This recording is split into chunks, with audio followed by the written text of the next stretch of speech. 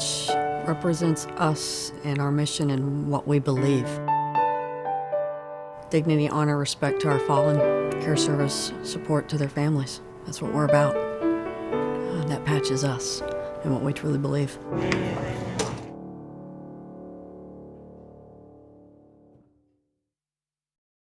Caskets were a familiar scene on TV news during Vietnam, bringing into American living rooms the true cost of war. Media coverage of returning remains was banned after some networks showed a split-screen image of President George H.W. Bush bantering with reporters as the bodies of U.S. soldiers killed in Panama were arriving home.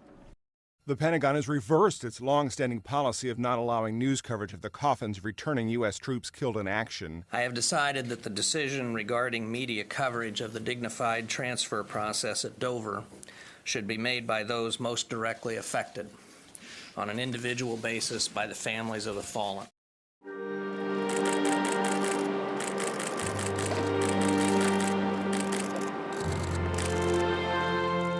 The remains of 2 U.S. service members who were killed in Afghanistan arrived at Dover Air Force Base today. Air Force Mortuary Affairs Operations. We are a unique organization within the Air Force, within the Department of Defense. We operate and run the single port of entry into the continental United States for our fallen members.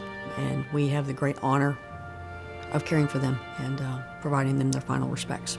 A solemn homecoming for a Maryland soldier killed in Afghanistan over the weekend. 25-year-old Sergeant Eric Hook from Perry Hall died along with 2 other soldiers. The bodies of all 3 men were returned to the U.S. overnight, arriving at Dover Air Force Base for the dignified transfer ceremony.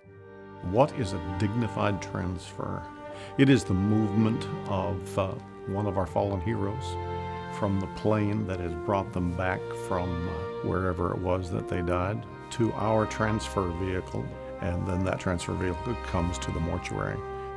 It's a simple, dignified carry of our fallen hero. For us, it's the final carry from the battlefield to preparation. They're going to be cared for, dressed for the funeral, and taken home. It's bringing them back to the U.S. soil that they were willing to die for.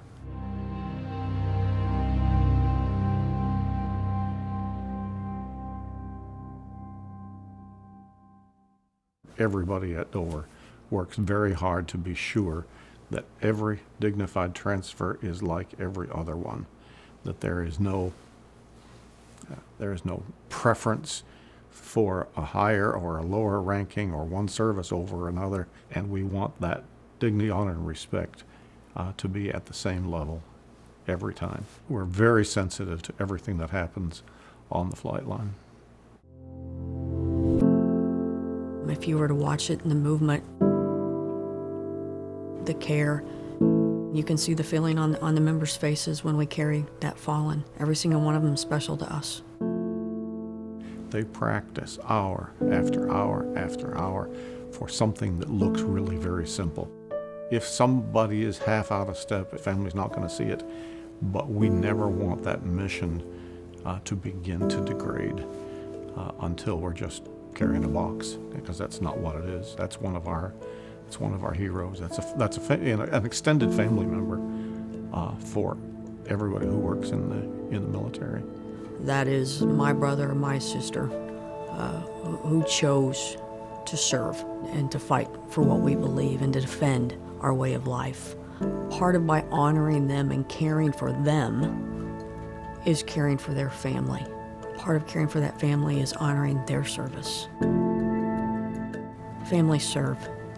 They all serve, whether they're in uniform or they're a spouse at home or kids in grade school.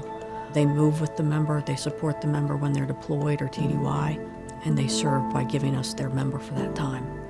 And for, unfortunately, these families, they've given us their member with the greatest sacrifice, and we need to honor them as well.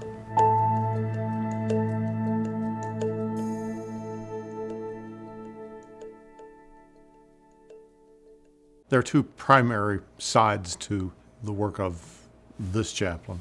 One of those is the families, extended families and friends who come to observe the the other group, of course, that we serve, and it's the group of young people who come to work at the mortuary, do the heavy lifting.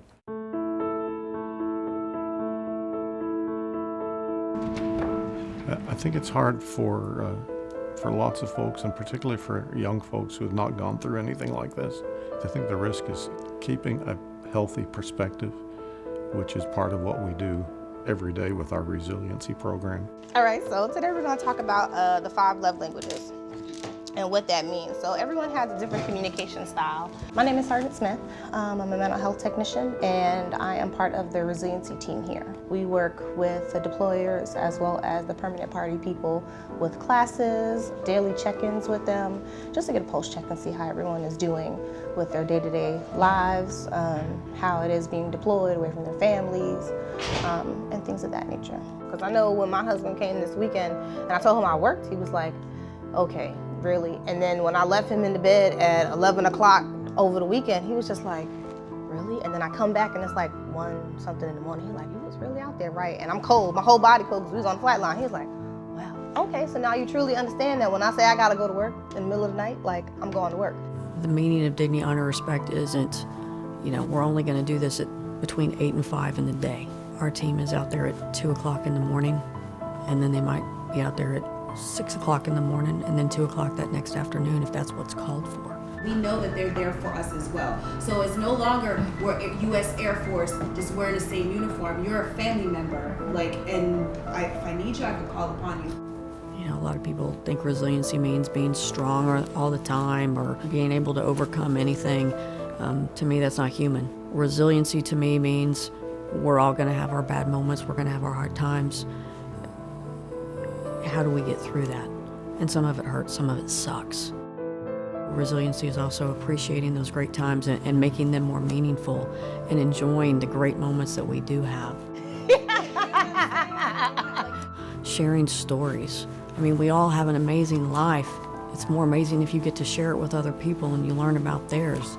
I have to get on my 10-year-old. I make sure he does that because he's so into technology, and he's only 10. He's into technology, and I'm like, you need to look people in the face when you're talking to them. There are great tools and resources out there, but really our best resilient resources are each other. Is there anything else that y'all want to share, cover, and all that good stuff? In the earliest days, we wanted to get them through a deployment no worse off than they came. We kind of changed that a few years ago. We think that we are actually succeeding at helping them to be better for having been to the mortuary and done this work than they were when they came. Oh, yeah. The airmen that I've dealt with over the years almost always leave here to say, I'm going to go home and hug my kids more. I'm going to love my wife better. I'm going to be a better mom, just because they've seen families here who have lost someone who is close to them.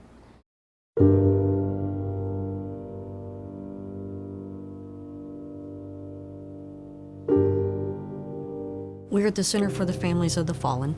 This facility is where we bring the families about an hour prior to the dignified transfer, because it starts to resonate and it hits them. I'm a family of a fallen now, to try to help them with that next step. We walk them through what's going to happen out on the flight line. It is our job to help them through, to accompany them through the most difficult day of their life.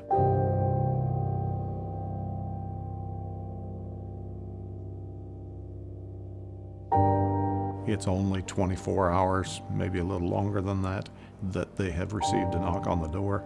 They come here nearly immediately, and they are, for most, they are still in shock. Everybody grieves in a different way, but a lot of families want to talk about their loved one, and you learn so much about them. You begin to feel like you know them, and kind of like you just go back in time with that family for that brief moment. And unfortunately, there comes that time through the conversation while you're over here that the aircraft is ready and it's time to go out on the flight line. And the worst is yet to come. During the dignified transfer, the family sees for the first time the concrete truth my son, my daughter, my father, my husband is gone. For most families, I believe, is the worst moment. You know, a lot of people believe it's the worst moment is at the knock at the door. For a lot of families, that's more shock. For most of our families, when we tell them it's time to go out, and they see that flag drape transfer case for the first time, that's the worst moment. It's no longer a bad dream. It's no longer a mistake. It's reality. And so time just caught up. And you wish it could stop, but it can't.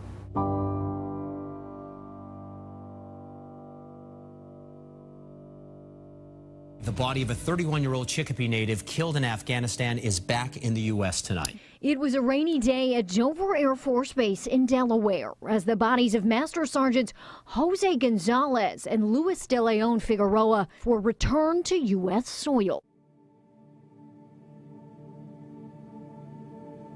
I came to this job since 9/11. I can't believe that I am 18 years into this. It makes me feel like I'm not a very good religious person, because for all those years I have prayed almost every day that this thing would come to an end, that we wouldn't have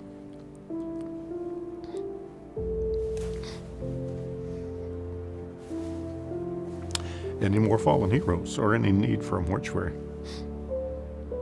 My prayers had not been answered. I look forward to a day when it's over, whatever that means.